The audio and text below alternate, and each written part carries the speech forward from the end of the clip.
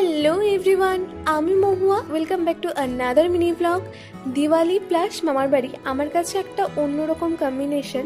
এবারে দীপাবলিতে আমি মামার বাড়িতে ছিলাম, মামা দিদা সবার সাথে কাটিয়েছি, আর ভাই মাইমা বুনু ওরা ওর মামার বাড়ি গেছিল। তো চলো মিনি ব্লগটা শুরু থেকে শুরু করা যাক। আজ সকালের ব্রেকফাস্টে ছিল মুড়ি, গরম গরম বেগুনি ভাজা, আর এটা হলো আইসে।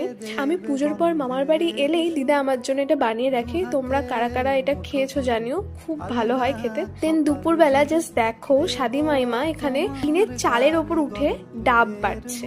দেখলে তো মেয়েরা সবই করতে পারে। দেন সন্ধ্যেবেলা আমি সব দরজাগুলোতে মোমবাতি জ্বালাচ্ছিলাম, আর এই যে গোপাল মন্দির লাইটিং থেকে শুরু করে বাড়ির পুরো লাইটিংটা আমার মামা নিজে একা হাতে করেছে ডিউটি থেকে এসে। কি সুন্দর লাগছে তাই না? দেন আমি দিদা মামা সবাই মিলে গেছিলাম ছিনপায়ে ঠাকুর দেখতে। মানে মামার বাড়ি আসলে ছিনপায়ে ঠাকুর দেখতে আসা তো ম্যান্ডেটরি। আর এখানে ডেকোরেশন থেকে শুরু করে সব কিছু এতটা সুন্দর, জাস্ট কিছু বলার নেই।